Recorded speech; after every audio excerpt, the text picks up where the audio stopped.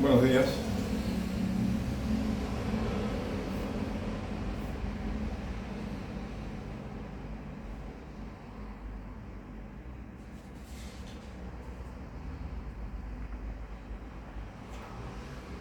Hoy quiero hacer un comentario sobre los subsidios a las religiones.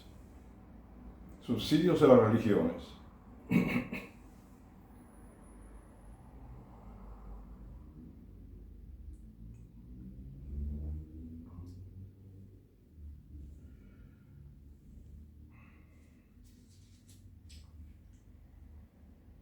Y una de las formas de subsidios a las religiones consiste en dar ayudas económicas, los estados, ¿no?, a las religiones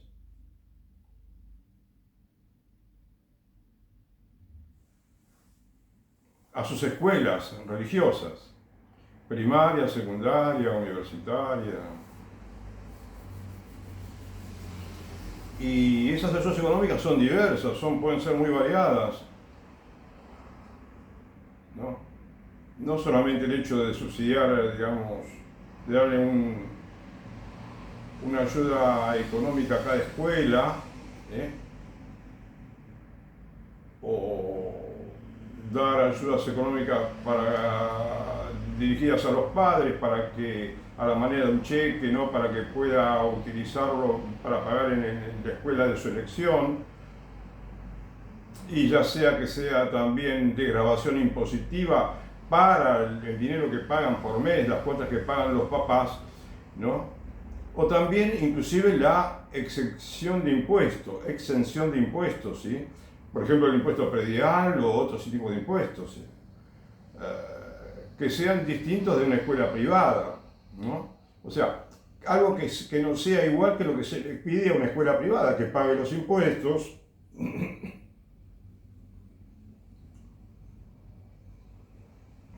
Quiero decir, una escuela privada no subsidiada, ¿no es cierto?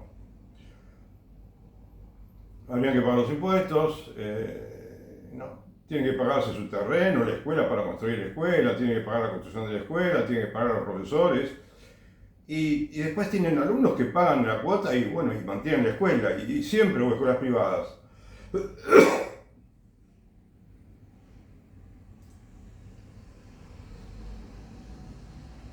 Y fueron pagadas por los beneficiarios, ¿no es cierto?, de esa enseñanza.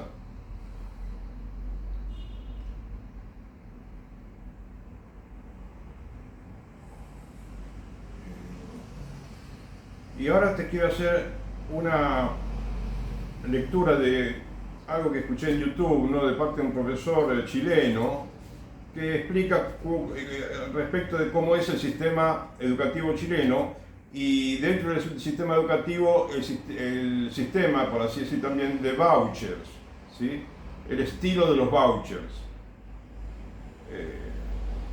Y dentro de los vouchers, cuando decimos vouchers, queremos significar no exactamente lo mismo, ¿no es cierto?, la exacta manera como subsidian a los padres de los alumnos el Estado, porque puede tener diferentes matices, si querés. Pero todos esos matices son parte de una realidad que es que los estados, algunos estados, muchos, están subsidiando las religiones, en sus escuelas, etc. Así que bueno,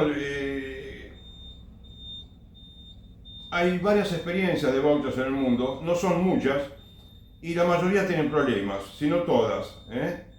En Suecia, que es uno de los países que más los está aplicando, parece que ya están queriendo abandonar el sistema, ¿sí? El señor dice, la verdad es que no tomé mucha nota, ¿no?, respecto de ese video, me acuerdo solamente lo que escuché, ¿no?, lo que dice ese profesor. Los vouchers escolares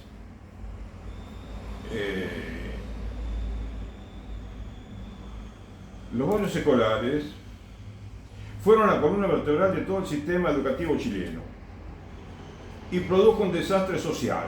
Yo te lo voy, siendo un poco salteado, quizás no tan digamos, cronológicamente lo que dijo el hombre, pero para que tengas una idea general según lo cuenta el hombre, de cómo fue la experiencia en Chile, y me parece que fue bastante criterioso, ¿no?, el tema como lo trató el señor. Por lo tanto, bueno, sigo leyéndote. Lejos de mejorar la calidad educativa, es un sistema que profundizó la desigualdad entre aquellos que tienen acceso a educación de calidad y aquellos que carecen de ella. Ahora, ves, yo estoy aclarando una cosita. Cuando el hombre se refiere a educación de calidad, no significa que sea una educación en sí misma de calidad, que el contenido sea de calidad, sino que a veces confundimos la calidad de la educación en sí misma, ¿no?, el verdadero, digamos, contenido, la verdadera manera de entender la calidad educativa, ¿no? No es decir, la entendemos quizás equivocadamente, porque a veces la calidad educativa puede significar, y en cierta manera es así, que tenés buenas instalaciones, que tenés que no hay huelgas, que tenés sí, quizás buena educación en matemática, en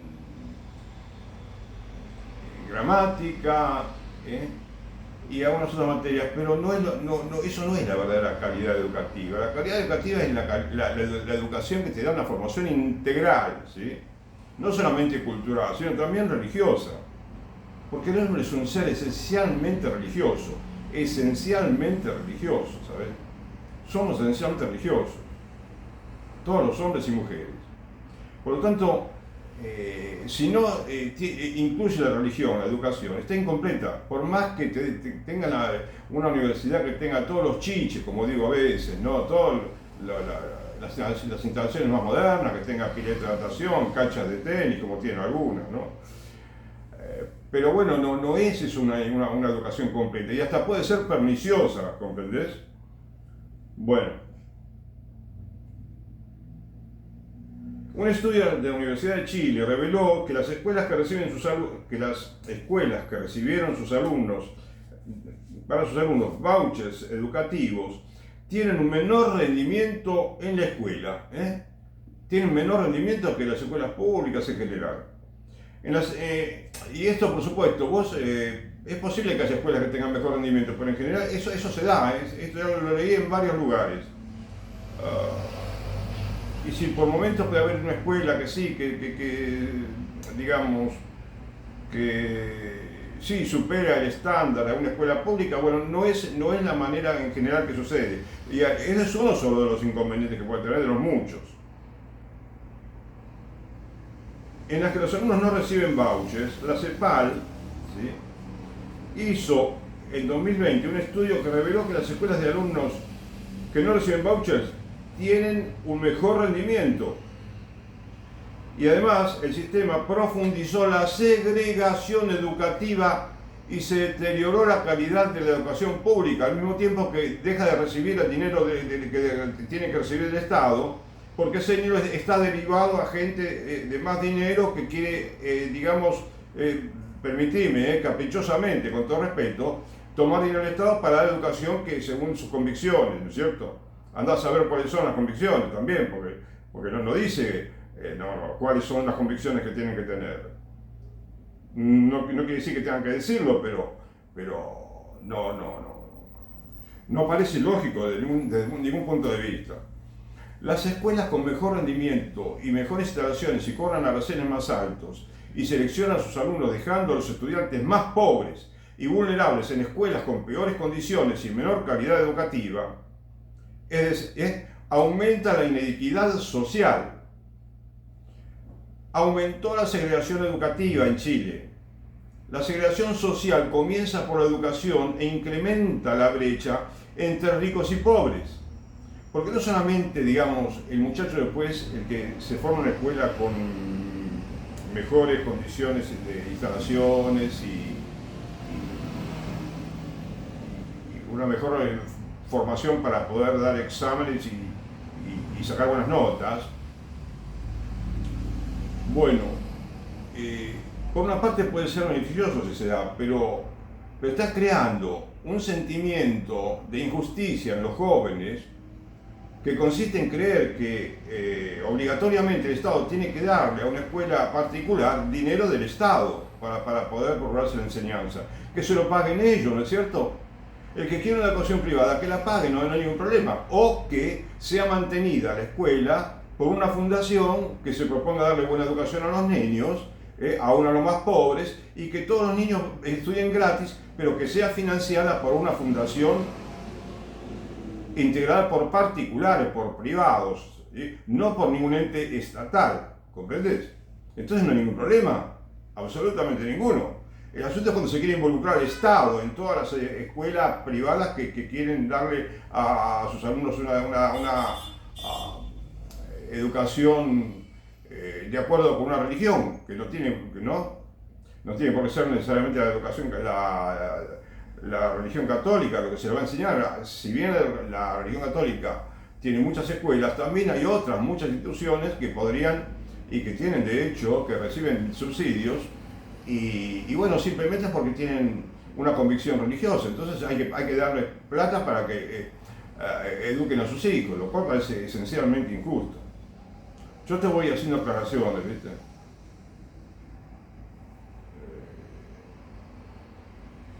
Se comprobó que el sistema de vouchers tuvo efectos negativos en el sistema educativo chileno.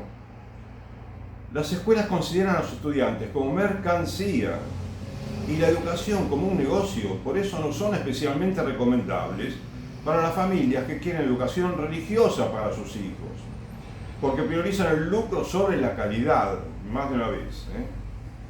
Entonces, pero lo que pasa es que la religión ni siquiera parece que no existe en ese ámbito, ¿me entiendes?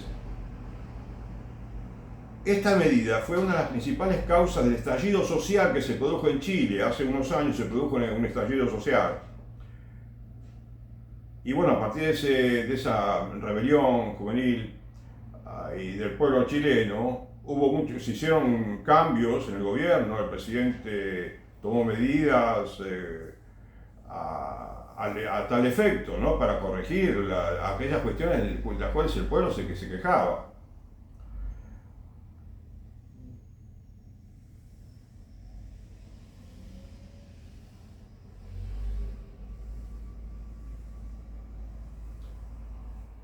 Los estudios PISA dejaron en evidencia que el resultado de las escuelas con vouchers no han logrado mejorar la calidad educativa y reducir la segregación social. Porque fíjate esto, el motivo principal, yo te aclaro, por el cual una educación subsidiada, por el medio que quieras, porque sean escuelas charter, como en Estados Unidos la llaman, como con voucher, con crédito fiscal, con todas las maneras que quieras, digamos, buscarle, utilizando dinero del Estado. La falla radical y primaria es el hecho de que es dinero estatal para mantener una escuela privada. Es así. O sea, si entendiéramos eso, no habría que explicar tanto, ¿viste? No habría que explicar absolutamente nada más. Y la escuela estatal, porque ahora tiene algunos inconvenientes producto de algunas leyes que se han promulgado, que permiten una enseñanza mala, bueno, no es culpa de la escuela, es responsabilidad de los gobernantes modificar esa situación y no dejar que la situación, digamos, modifique a los gobernantes, ¿no te parece? Es decir, tenemos que, si tenemos en el país todas las posibilidades de cambiar la educación, de volverla a que sea la educación pública lo que fue mucho tiempo, excelente, en todos los niveles, primario, secundario, universitario, pues bien, entonces es muy sencillo, es sencillísimo, ¿sí?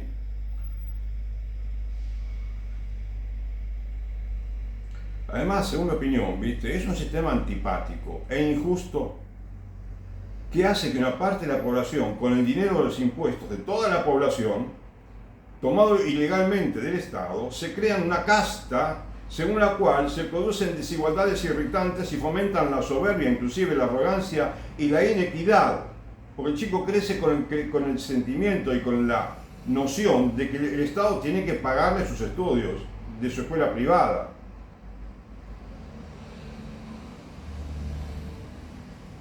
degradan y desprestigian al Estado para resaltar la importancia, según ellos, de la libertad educativa. Este es el gran curro de la humanidad, la libertad educativa, ¿viste? ¿Qué tiene que ver la libertad educativa con que te tengan que dar dinero el Estado? Si el dinero no te da, si el Estado no te da dinero, entonces no tenés libertad educativa. Ponete a trabajar vos con tu talento y tus conocimientos religiosos, ¿sí? Y tu formación integral, con el dinero de privado, con el dinero, digo, a ver, ¿cómo te puedo decir? Con el dinero que Dios te da con su divina providencia. Y entonces vas a tener un éxito total. Ahora, si buscas el dinero del Estado, entonces no tiene sentido.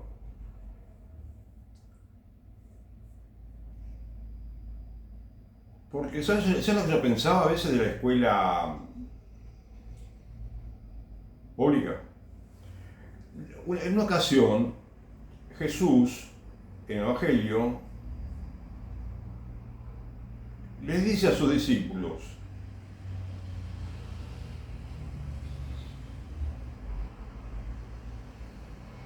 en un momento en el cual ellos vieron que había algunos apóstoles, por así decir, que predicaban a Jesús, pero no iba con ellos. Señor, estos te están predicando aquí, pero no vienen con nosotros.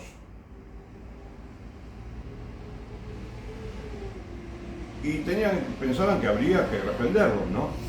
Pero Jesús le dice, no os impidáis que prediquen mi nombre, por ejemplo, porque el que no está contra vosotros está por vosotros. O, a ver, ¿sí? Es decir, el que no está contra la Iglesia Católica está con la Iglesia Católica. Lo que tenemos que pedir en todo caso es que no se prediquen, que no se enseñen en la escuela primaria, secundaria, universitaria,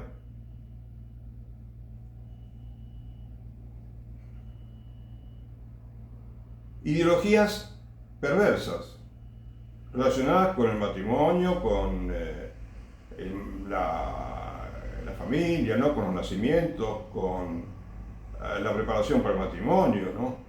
O sea, siempre la preparación para el matrimonio se hizo de una manera. Ahora creen que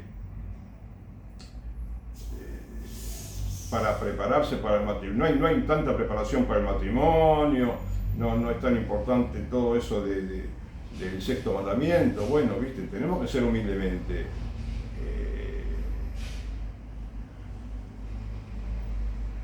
estudiosos de los mandamientos y hacer lo posible por cumplirlos, ¿sí?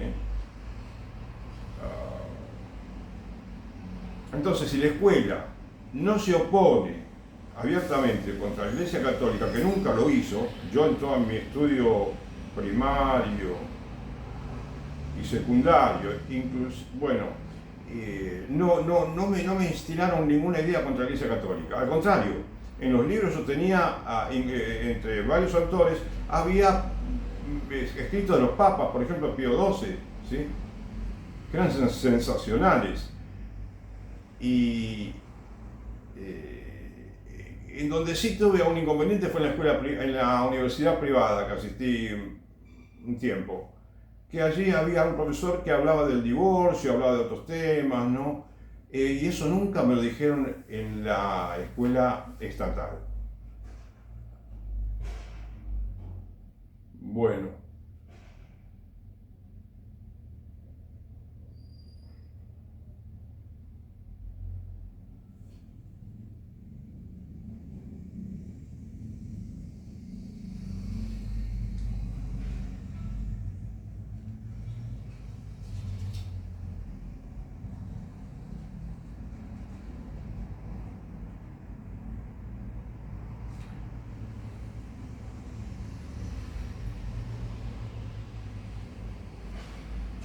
Bueno, también dice el nombre de este profesor, que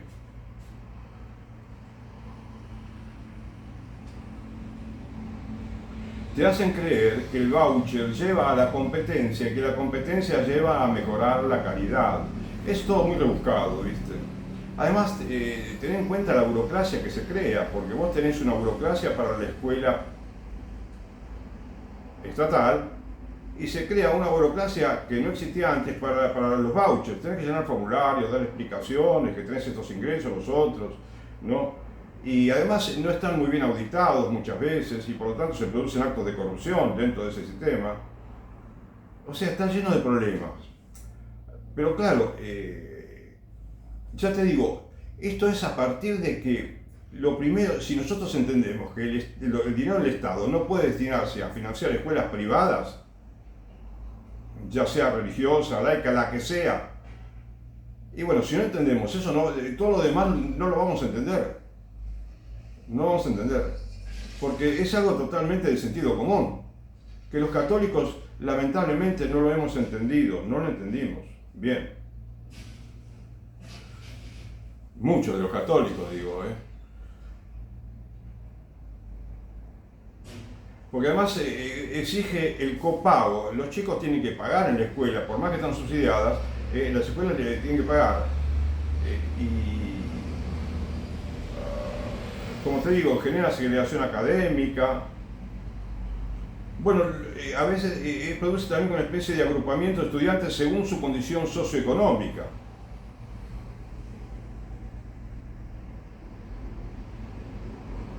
Y el hombre dice, creo que decía también, la escuela entonces, en vez de ser una institución que permita generar mejores experiencias de aprendizaje, no solamente se transforma en una institución que reproduce la desigualdad, la aumenta,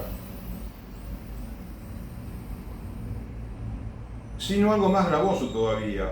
La escuela, bueno, como digo, hace la desigualdad más grande que la que había previamente al sistema. Quedó demostrado que con el voucher, los estudiantes de decil más bajo y que tienen un salario más mínimo para poder subsistir, sus padres, ¿no? Esos estudiantes no pueden hacer esa elección falsa que hacen cuando existe el sistema de vouchers. No pueden hacer esa elección y entonces van a la escuela pública, que a su vez quedó desfinanciada por la impertinente costumbre de subsidiar a las escuelas privadas. Disculpame, la palabra impertinente la digo yo con mucho respeto, porque es una impertinencia. Quitarle dinero a la escuela pública, que está creada de una manera maravillosa, ¿no? Como es una de las dos cuestiones fundamentales que tiene el Estado para poder hacer que la población sea culta y también para que sea más saludable, que haya hospitales públicos, que haya salud pública. Esos son dos temas que son un tema aparte de todo lo demás, porque no es ahí, si bien el Estado respeta la existencia de empresas, el libre mercado, la ley de la oferta y la demanda y todo lo que dice enseña bien la macroeconomía, en estos dos ámbitos es fundamental que el Estado no piense tanto en el lucro, ¿no? En la oferta, la demanda, porque hay otra lógica. Y demos gracias que los Estados ahora, gracias a la tecnología moderna, bueno, se pueden administrar, pueden recolectar dinero, pueden utilizar mucho dinero recogido de los impuestos y pueden financiar escuelas públicas y hospitales públicos. Deberíamos dar gracias y ocuparnos como sociedad, cada uno, si es religioso, que rece por esas instituciones para que funcionen bien y que colabore cada uno, porque eso es parte del bien común, que es un bien común de verdad, es un bien común a todos. Si no tuviéramos la escuela pública, no tendríamos un bien común a todos, como el que me sirvió a mí cuando yo me formé en la escuela primaria y secundaria.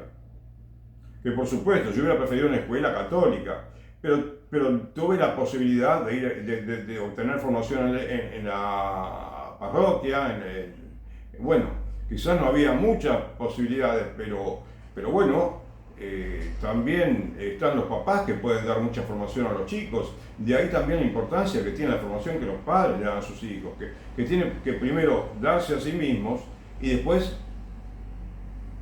transferir esa educación a los niños. No quiere decir que los padres sean los principales responsables de la falta de educación en el mundo, no, de ninguna manera, ¿viste? Pero los padres sería bueno que se formen. que se formen las nociones básicas de la religión para poder enseñar a sus hijos.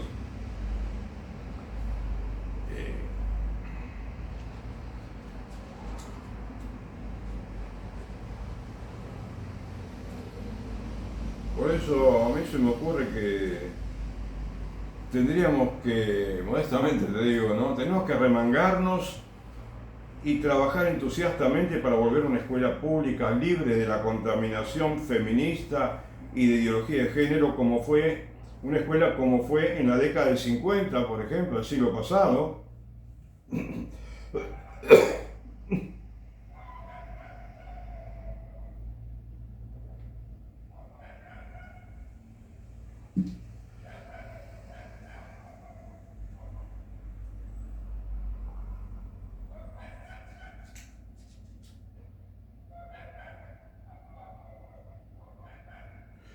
Donde se debe poner el foco es en el sistema público, porque allí el Estado puede, digamos, puede contribuir con su generosa financiación y si además, fíjate lo que te digo, la religión católica fuese una institución que forme intensamente a los niños y a los jóvenes en asociaciones como la Acción Católica, por ejemplo, que te dije yo, que es totalmente gratuita, que es un espíritu que Dios envió a la tierra el siglo pasado y que dio frutos inmensos y después dejaron de utilizar la Acción Católica. Si tuviéramos algo como la Acción Católica que fueran los niños, bueno, le haría un bien extraordinario, porque los chicos que van a la Acción Católica, aunque no tengan una educación religiosa en la escuela primaria o secundaria, igual la tienen ahí la tienen perfecta la educación, tienen todo un curso de religión que está compuesto por teoría y por práctica, ¿sabes? Y eso es impagable, es increíble bien que le hacen los chicos. Por eso yo te digo, acá te vuelvo a insistir, que mientras no tenga la parroquia un manual en el cual se indique que tiene que haber acción católica en la escuela, porque la acción católica es la iglesia misma, ¿sabes? Es la misma iglesia católica organizada, especialmente con respecto a los jóvenes. Si no se utiliza esa receta simple y maravillosa de la acción católica, y otras más, y no se hacen otros cambios y transformaciones en la parroquia, que son sencillas, pero que le cambian la vida a la parroquia y son una fuente de atracción para toda la gente del barrio donde está, del pueblo donde está la parroquia. Bueno, si no se hace ese manual, digo, donde se indica cuáles son las cosas que sí tienen que estar en la escuela, en la parroquia, y quizás la parroquia quizás van a seguir queriendo cerrar templos. El hecho de cerrar templos no tiene que ver con ninguna falla exterior, ¿viste? Por un tema climático, o de terremotos o de tsunamis. No, es simplemente que tenemos que nosotros, los católicos, utilizar las parroquias como debemos utilizarlas, ¿viste? Para hacer el bien al prójimo, de la manera como dice el Evangelio, ¿sabes?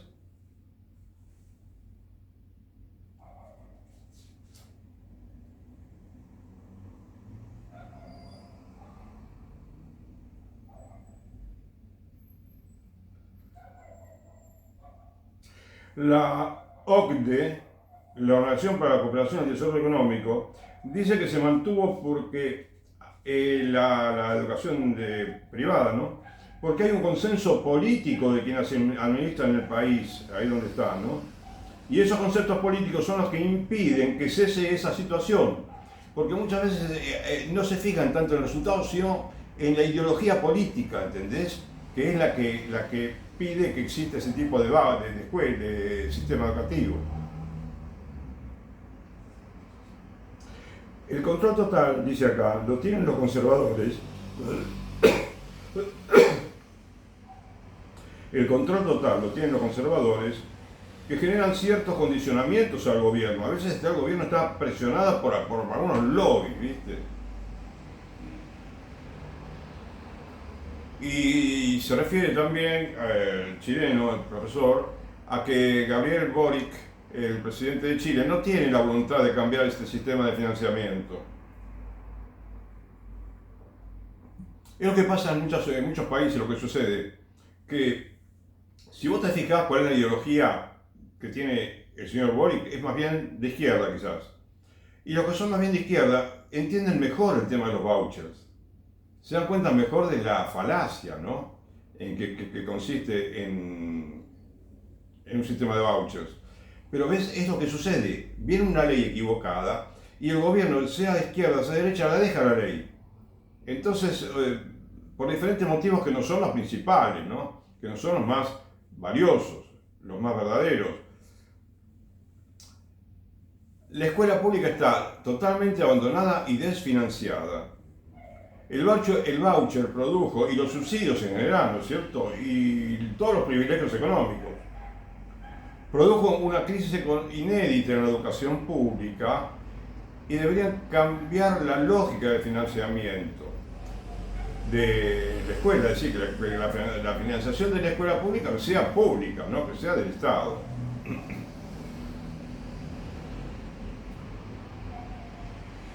O sea, que se vuelva a separar el dinero del Estado del dinero de la Iglesia, ¿no?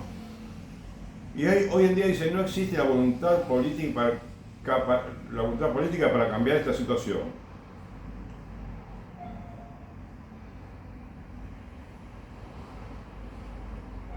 Pretenden ser mejores con dinero privado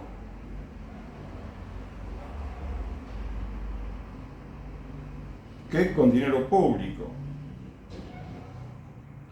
Pero los resultados son almas más pobres, decía alguien, ¿no? Y lo que Milton Friedman enseñaba respecto de este sistema de vouchers es extremadamente antipático y odioso. Porque, ¿entendés? Te parece hasta recalcitrante que un economista te diga, un hombre que pensaba solamente en términos de números y de economía, jamás de religión. ¿Entendés? Milton Friedman. ¿Y qué educación te puede ser de provecho si no es religiosa y genuinamente religiosa, ¿sabes? Bien.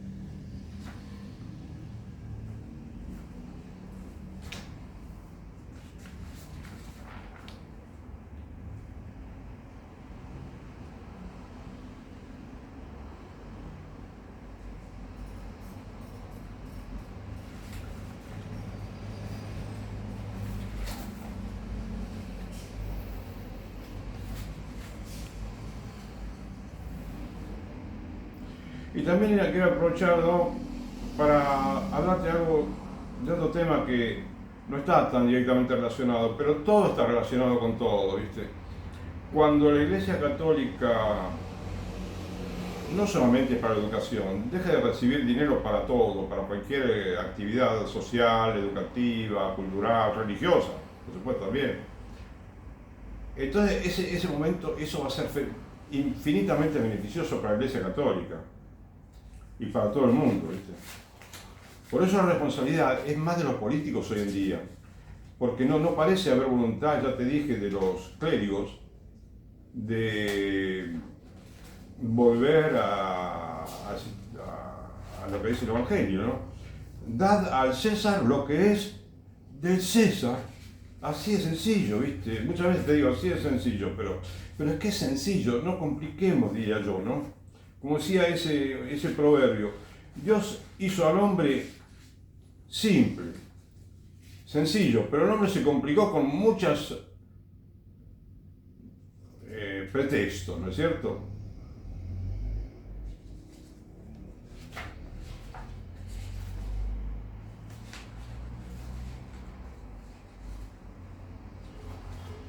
¿Sabes qué? Acá hay algo que, fíjate cómo hasta la defensa de la vida va a ser mucho mayor cuando la Iglesia deje de recibir subsidios, también. Y fíjate, la educación sería mucho más provida, ¿eh? Sería toda provida la educación. En mi escuela a mí jamás me hablaron algo contra la vida en la escuela primaria o secundaria.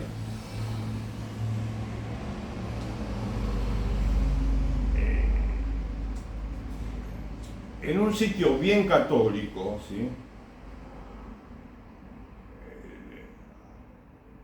Leí una nota que tiene este título: los obispos estadounidenses mienten cuando dicen que el aborto es su prioridad preeminente. Bueno, yo a veces, la verdad, para serte sincero, me parece como que parece un poco chocante, ¿no? Decir que los obispos mienten, ¿no? Primero, no involucremos a todos los obispos, ¿no? Quizás algunos, pero, a ver, yo quisiera decirte que lo único que quiero, lo que pretendo no es tachar de mentiroso a nadie. Lo que quiero simplemente es que se entienda que los subsidios pueden producir muchos problemas, nada más, ¿viste? Y que hay que renunciar a los subsidios o derogarlos directamente por el poder político, ¿entendés?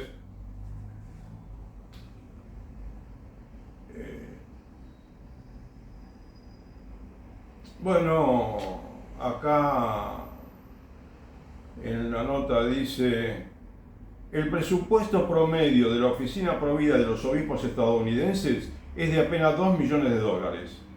Bueno, manejan unos números increíbles en Estados Unidos, ¿no? En comparación con los $134 millones que se destinarán en 2023 a los servicios de migración y refugiados, ¿eh? Que mucho de ese dinero viene del Estado, ¿sabían, no? Viene del Estado. Peor aún, la USCCB está entregando el dinero de los feligreses a grupos, ya parece ya directamente muy agresivo. Pero bueno, por eso parece mentira, ¿no? Pero te quiero decir que tomémoslo con calma y recemos por los obispos. No se trata de criticar acá, Digo lo que dice el hombre y lo respeto, pero a la vez tenemos que tener la prudencia de saber que después de esto tenemos que rezar y obrar en consecuencia, ¿no? Si somos políticos tenemos que dejar de dar subsidios, por ejemplo, ¿entendés? Peor aún, dice, la Conferencia Episcopal Norteamericana está entregando el dinero de los feligreses, ¿sí? que ellos administran, a grupos pro aborto, a través de su campaña católica para el desarrollo humano y el Catholic Relief Services. Bueno, digamos que no es lo único que hace, ¿no es cierto?, la Conferencia Episcopal, hace mucho bien también, ¿sí?, con el dinero. Pero esto es trágico, es realmente lamentable, ¿sí?, si es así. Aunque sea poco el dinero, no sé cuánto es, pero aunque sea poco, ¿viste?, que se utiliza para esto. Aunque sea un centavo, ¿no es cierto? Bueno, comienza diciendo que 63 millones de niños murieron desde 1973, ¿no?, cuando comenzó la legalización del aborto en Estados Unidos.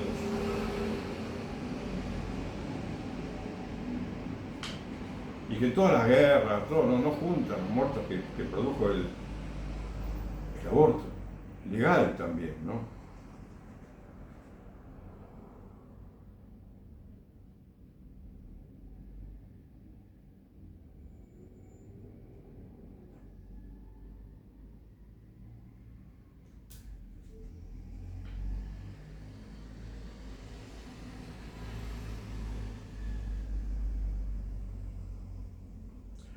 Creo que acá dicen que José Stalin, ¿sí?, el dictador de la Rusia comunista,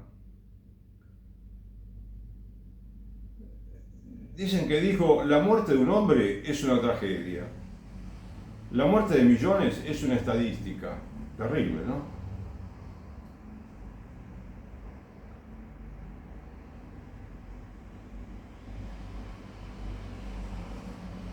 Bueno, después, acá el hombre, bueno, habla mucho de la cantidad de muertes que produjo el aborto, ¿no? Que además son muchos más. Y otros dicen que son muchísimos más, pero 10 veces más podrían ser. con el tema de los anticonceptivos y montones de actividades antivida que se realizan.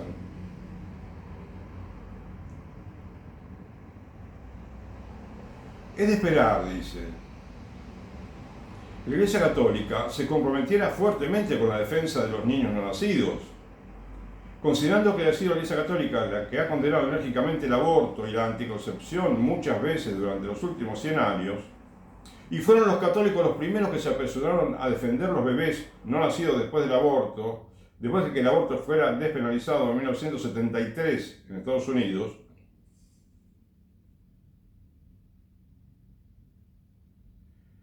Tiene sentido la defensa de los niños no nacidos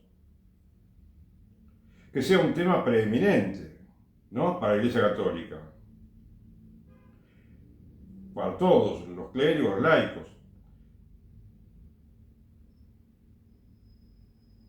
Pero parece que no es así hoy en día. ¿Sí? Porque hace unos años, dice, los obispos votaron 225 a 11 a favor de mantener el aborto como prioridad preeminente para los obispos, ¿no?, la lucha a favor de la vida. Pero después parece que no es así, que no se dio tan así la situación.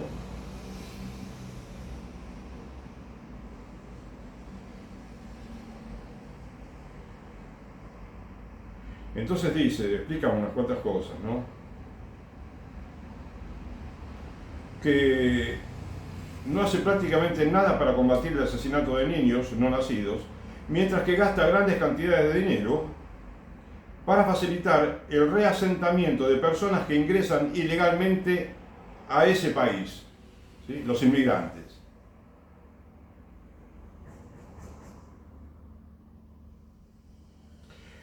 La USCCB, la Conferencia Episcopal, ¿no?, obtiene la gran mayoría de su presupuesto para servicios de migración y refugiados del gobierno federal. Aún hace una colecta, además, para ese programa, y no hace una colecta para actividades pro vida. Cuestión preeminente, se pregunta el autor, ¿no?, porque es aún peor que esto. Cada año, dice el hombre, la USCCB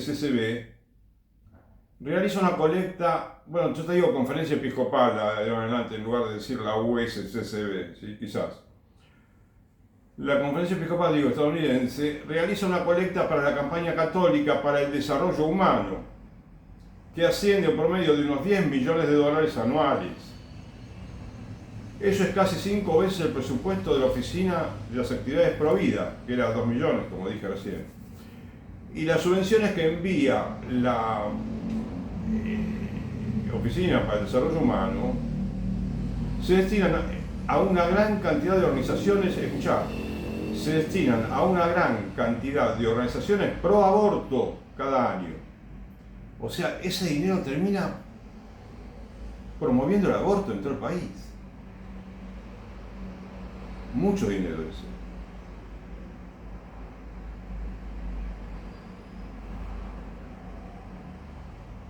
La Oficina de Desarrollo Humano, que es una de las varias oficinas que hay dentro de la Iglesia Católica estadounidense, que se ocupa, sí, de todo se ocupa, ¿no?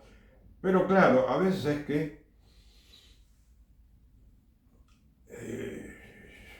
si nos fijamos cuál es el énfasis que ponen en la predicación, en la enseñanza católica, la teología católica, la doctrina católica en las escuelas primarias, secundarias, en las universidades católicas, que es donde el chico, donde los jóvenes tienen 6 años de primaria, o 7, 6 años de primaria, 5 años de secundaria, suponete, y poner 5 años de universidad. Tenés 17 años en la vida del niño, desde que tiene 6 años hasta que tiene 20 y pico. Ese chico, la escuela católica tuvo 17 años para formarlo en esa teología, la teología de la vida, ¿sí? Porque hoy en día la teología de la vida es la principal de todas, desde cierto punto de vista. Y el chico muchas veces sale, y capaz que salen con una doctrina contraria a la doctrina católica, de la escuela primaria, secundaria, universitaria.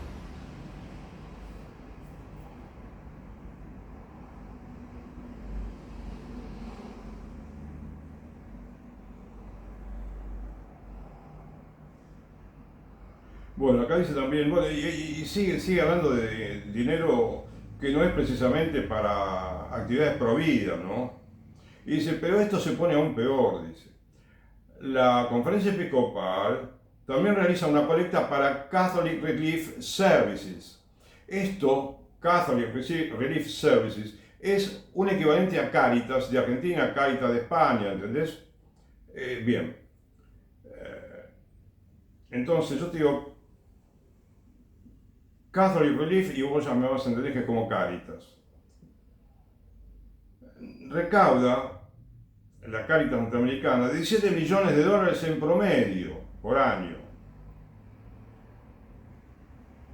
Dice que esta institución de Cáritas americana no necesita esa colecta porque tiene un presupuesto operativo anual de casi 1.000 millones de dólares, la mayor parte de los cuales proviene del gobierno federal.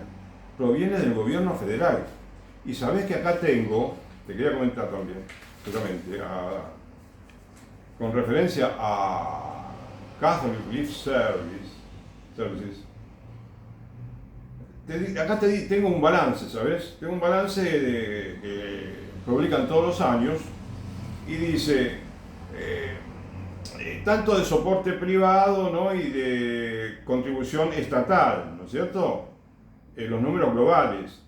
Total soporte privado y ganancias, ¿no? 212.000 dólares. Total de ayuda pública y ganancias, 1.176 millones de dólares. 1.176 millones de dólares. En Argentina con este dinero mantenemos varios ministerios, me parece a mí, es increíble. 1.176 millones de dólares. Que recibe el Estado, ¿sabes? Entonces, como te decía,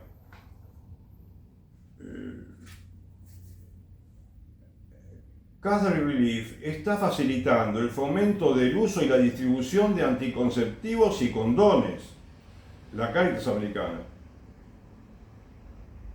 También demostramos, dice esta gente, ¿no?, de este sitio, ¿sí?, que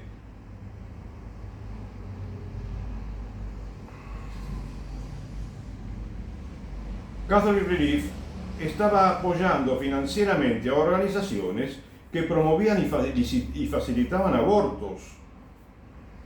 Incluso estaba enviando niñas a esas organizaciones que proporcionaban abortos como parte de las operaciones financiadas por el gobierno que estaba implementando.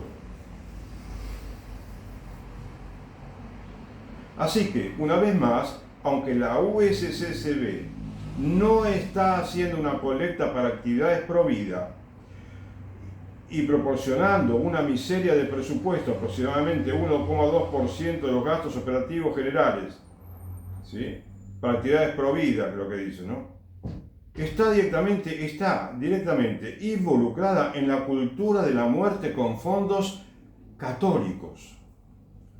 Pero luego, si lo puedes creer, se pone aún peor, dice. Cada año, la Conferencia Episcopal y la Catholic Relief van al Capitolio, que es donde está el Parlamento norteamericano, para presionar al Congreso a fin de que aumente la financiación a USAID, PEPFAR y el Fondo Mundial, entre otras agencias. Estas tres organizaciones son los mayores proveedores de abortivos del mundo. Y el Fondo Mundial incluso otorga subvenciones a los entusiastas del aborto como Planned Parenthood.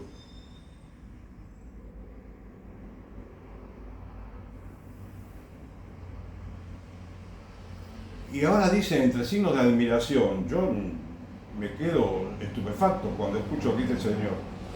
Y si bien no tengo que, digamos, a priori aprobar todo y estar todo completamente de acuerdo, bueno, por lo menos yo quisiera que esto no lo tomemos tan a la tremenda, ¿viste? Que lo asumamos todo esto con una actitud muy cristiana, ¿eh? Muy cristiana, muy evangélica. El hombre dice, entre signos de admiración, la afirmación de que el aborto es la prioridad preeminente de la USCCB es una mentira abominable. Es incomprensible que los obispos de Estados Unidos puedan afirmar con toda seriedad que la lucha contra el aborto es su máxima prioridad. Y acá te aclaro rápidamente, te quiero decir, cuando leí hace un rato que solamente $2 millones de los cientos y cientos que tiene para utilizar la Convención Episcopal, que solamente 2 millones están dedicadas a promocionar la vida, supongamos, ¿no? A luchar contra el aborto, lo que tenemos que pensar también, si bien un poco el dinero necesario, obvio, tenemos que pensar que la lucha principal tenemos que darla en nuestro corazón, cambiando la mentalidad y el sentimiento hacia la vida, y también tenemos que formarnos respecto de la defensa de la vida, respecto de la actividad provida, respecto de la actividad evangélica, que no es otra cosa que el evangelio, predicar la vida, formarnos mejor teológicamente, en la teología dogmática, en la teología moral, en la espiritualidad, en la vida de piedad. Ojalá yo pudiera mejorar en eso, ¿viste? Aunque me cuesta mucho, pero qué bueno que sería si hubiera muchos clérigos entregados totalmente al apostolado cristiano, que incluye todo, absolutamente todo, ¿viste? Y que se entreguen apasionadamente a la enseñanza, ¿sí?, cristiana en las escuelas, pero no con una materia 2 horas por semana, ¿viste? Y por más que la den monja, la materia que la enseñen, 2 horitas semanales capaz que no alcanzan para mucho, ¿viste? Y una escuela verdadera es una escuela que está totalmente zambullida en un ambiente totalmente cristiano, ¿entendés? Donde todo el mundo en la escuela es cristiano, practica la religión y se forma como católico. Y entonces ahí el chico está, como te dije alguna vez, en una pecera que el chico cambia de color, cambia de color. Si el chico entra amarillo, sale celeste, no sé, ¿me entendés? En el sentido de que entra con una idea de la vida y sale con una idea cristiana de la vida. Entra con una idea política quizás en la secundaria o en la universidad, y el chico cuando sale tiene que saber que sus ideas estaban totalmente equivocadas y no eran cristianas. Pero porque tuvo profesores religiosos, sacerdotes, cultos, doctos, apasionados por la docencia y por el apostolado cristiano, que le transmitieron todas estas enseñanzas.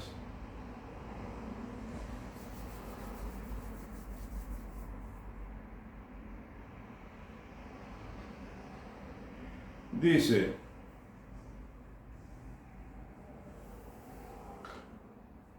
si podemos abrir los ojos de algunos obispos dispuestos a hacer las preguntas difíciles, tal vez podamos ver el comienzo de algún tipo de cambio, y entonces la lucha contra el aborto podrá convertirse en una prioridad. Pero vos fíjate acá, entonces sería bueno que saquemos la conclusión, todos los que leemos estas cuestiones acerca de los suicidios, la conclusión de que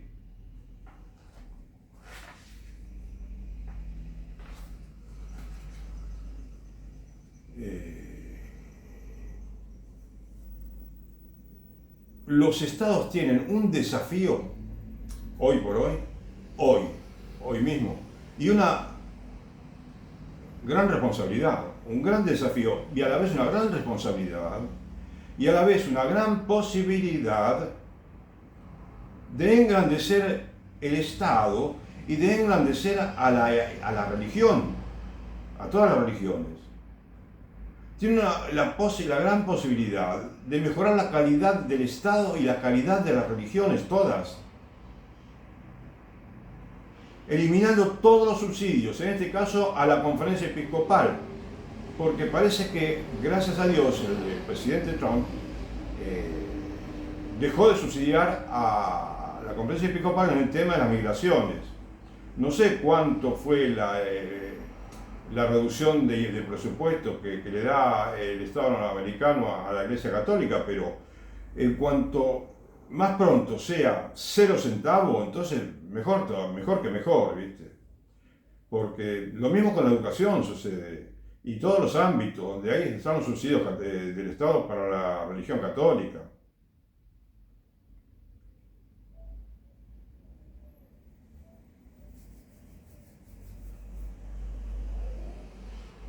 Acá tengo dos o tres opiniones, ¿viste? De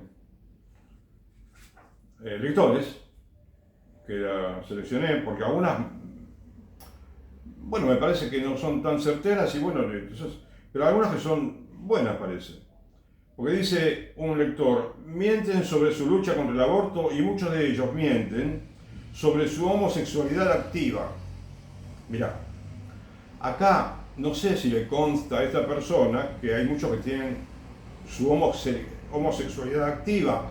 De hecho, existe el problema, y no sé en qué cantidad, pero existe el problema dentro del clero. Y esto es un problema fundamental también, que el clero tendría que resolver con la ayuda de nuestra oración, ¿sabes? Con nuestra oración.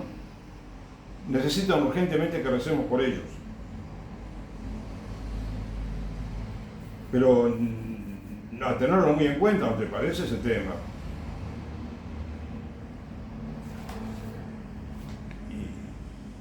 La apostasía se ha apoderado de la iglesia, dice uno, con signos de admiración. Bueno, quizás exagera, pero hay problemas en la iglesia, hay problemas de apostasía. El aborto es un gran negocio para la USCCB, dice otro señor. Bueno, no es tan así, ¿no? No es que todo mal lo hace todo mal, ¿no es cierto? Pero que puede ser un negocio, lamentablemente es posible.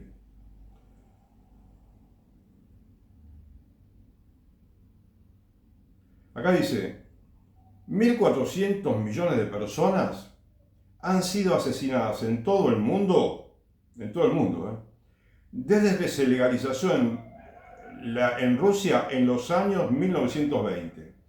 Desde que se legalizó en Rusia en 1920, que es allí donde comenzó a legalizarse, ¿no? Hace mucho tiempo, un siglo, más de un siglo. Bueno, 1.400 millones de personas murieron.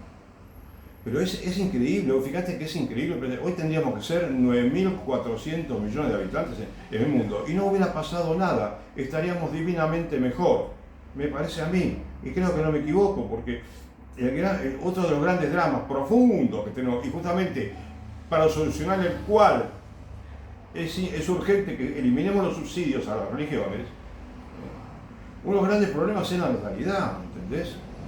Tenemos que levantarnos de la cama y pensar en la natalidad a la mañana. Bueno, primero hacer las oraciones de la mañana, ¿no es cierto? Y otro dice, entre signos de admiración, es el holocausto. Bueno, también un poquito, ¿sí? Un poquito sensacionalista, pero bueno.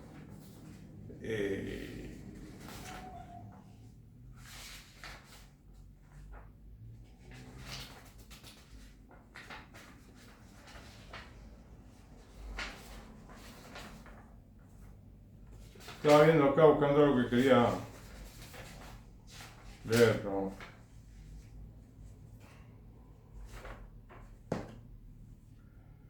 No, mira, la consigna que tenemos que tener los cristianos y los no cristianos en todo el mundo me parece que es la de rezar, ¿viste? La de hacer oración. Hacer oración porque a Dios le agrada que recemos, necesita que recemos, porque necesitamos nosotros, nos hace bien a nosotros rezar la oración. Y la oración es algo que tenemos que alimentar constantemente porque tenemos tendencia a olvidarnos de la oración, a dejar esa ascesis diaria, ¿no? De volver y a rezar y a rezar y a rezar. Los católicos con el rosario, con el ángelus, con la coronilla de la Divina Misericordia, con una hora de meditación diaria, en la medida que se pueda, ¿no? Muchas veces, muchos quizás podemos y no lo hacemos, porque cuesta esa ascesis, como te digo. Entonces, lo principal, lo primero que tenemos que hacer los católicos para contribuir al cambio, a ese cambio tan grande que necesita la Iglesia Católica, es orar por la Iglesia Católica. Y también se me ocurre ahora que tenemos que orar mucho por los políticos, que son los que tienen ahora, tienen la llave para destrabar esos inconvenientes, esos problemas que tiene la Iglesia Católica para santificarse y el Estado también para santificarse. Porque en la medida que los políticos derogan las leyes de subsidios y exenciones de impuestos para todas las religiones, van a santificar al Estado, ¿entendés? Van a hacer que tengamos un Estado más santo, es decir, las personas, los habitantes de esos estados, van a ser más santos, todos. Y por supuesto también todas las religiones. Eso tiene que ver directamente, está relacionado directamente con la santidad y la felicidad del mundo entero. El tema de separar los dineros de la Iglesia de los dineros del Estado. Por eso a veces, viste, me da un poquito de miedo decirte, te voy a ser sincero, que en ese mandato de la Iglesia Católica, y quizás te lo dije, pero porque, es decir,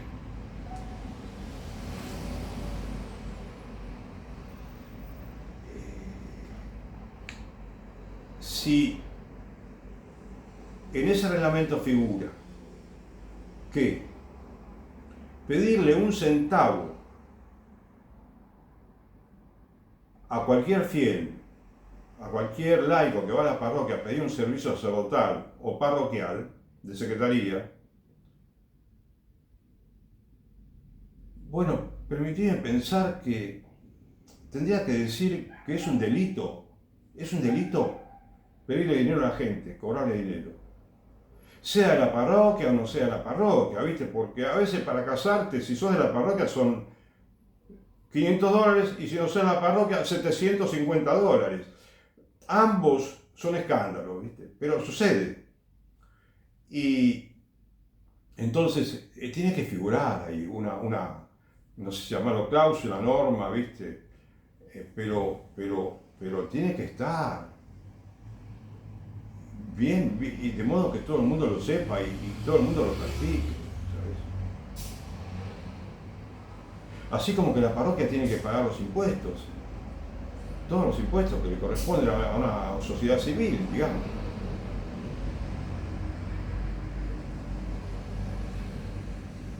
El mismo impuesto predial que paga una fábrica, que paga un comercio, ¿no es cierto? Una familia. Según, como las medidas del terreno, ¿no es cierto? Creo que es.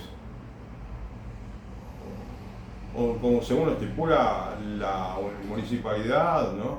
O el ayuntamiento para todas las empresas o edificios de vivienda, ¿no es cierto? Pero que sea igual, la idea es que sea igual, no que busquen pagar la mitad o que pagar una parte o no pagar nada, ¿no es cierto? Y entonces, a mí me parece que si no recibe subsidios, no acepta exenciones, no las pide, por supuesto, la parroquia está preparada para ser el mejor lugar del mundo para practicar la religión, el mejor lugar del mundo, para formar parte de una familia cristiana.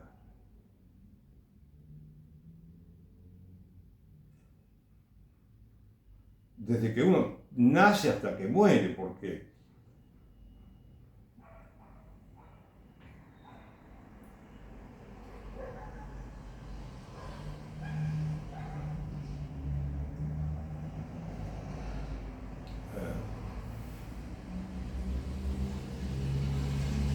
la parroquia beneficia a toda la familia, ¿no?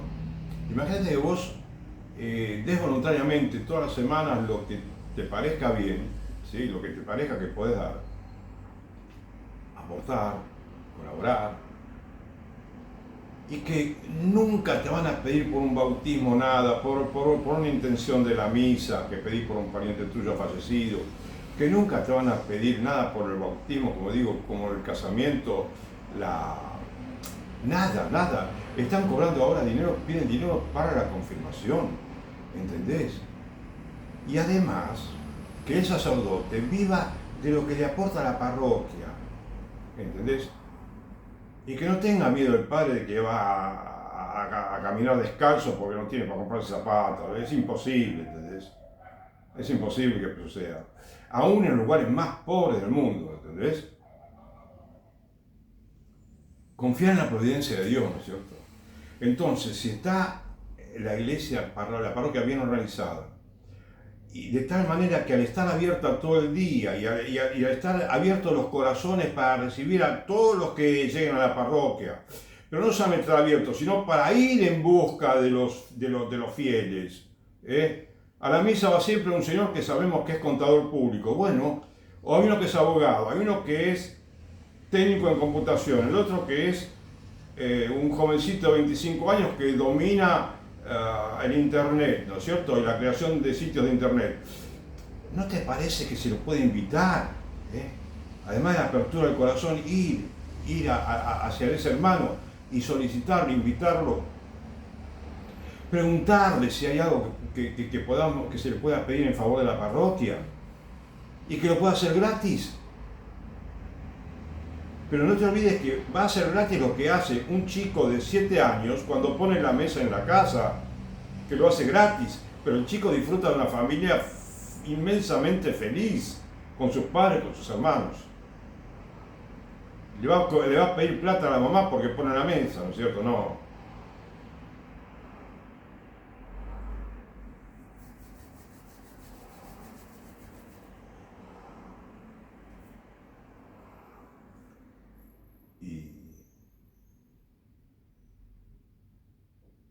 Entonces, si tenemos que el salario se determina perfecto con la comunidad, que nadie paga nada y por nada, que se pagan todos los impuestos, que no se recibe absolutamente nada del Estado, que existe un equipo de laicos trabajando con el sacerdote, con entusiasmo, ¿no?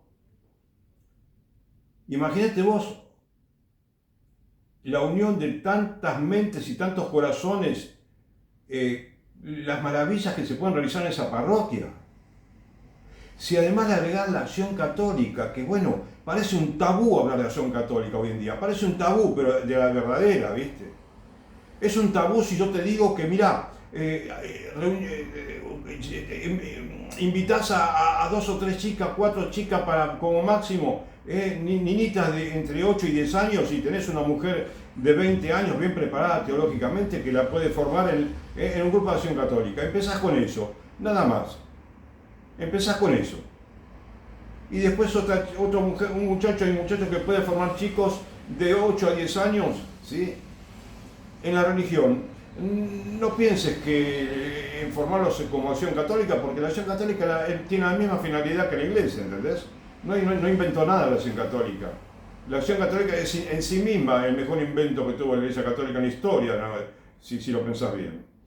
Pero bueno, entonces, ese jovencito, 18 años, está bien preparado teológicamente para enseñar por lo menos las primeras nociones de catecismo y de la iglesia, ¿no es cierto? De liturgia, va estudiando y va enseñando, va estudiando a los chicos, y tienen, tanto la chica como el jovencito, un sacerdote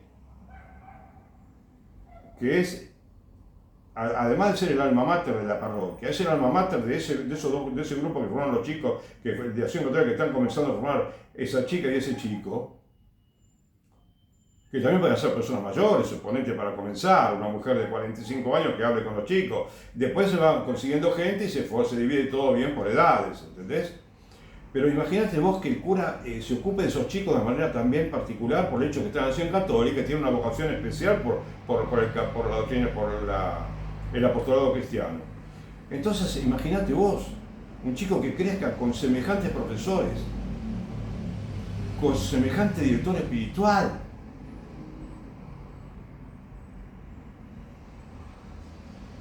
No hay ninguna escuela privada que te pueda dar ese servicio. $80.000 anuales, $200.000 por año. No lo conseguís, no lo conseguís. Pero esos chicos que van a esa escuela sí lo pueden conseguir si tienen buenos sacerdotes y buenas parroquias cerca de su casa, ¿no? Para ir a formarse.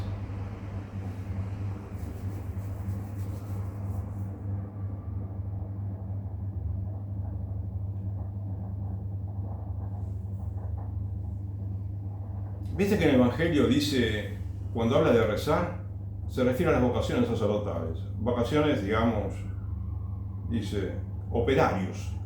Rogad al dueño de la mies que envíe operarios a la mies. Trabajadores, ¿sí? Gente que se remangue, ¿no es cierto? Es decir, bueno, y pidamos en oración. Cuanto más pedimos, creo que más podemos recibir, ¿sabes? Y cuando dice también el Evangelio, si sabemos dar cosas buenas a nuestros hijos, por más malos que seamos, o aunque seamos buenos, no importa, igual se las damos. ¿Cuánto más el Padre Celestial le va a dar el Espíritu Santo a quien se lo pida? Te pido que te focalices, como yo, que nos focalicemos todos en nosotros mismos, primero. Y rezar también por los demás, por todos los que tienen responsabilidades políticas, religiosas, para que sean santos, piadosos, justos, equitativos, amantes del bien común, generosos, honestos, trabajadores, estudiosos, limpios de corazón. Amén.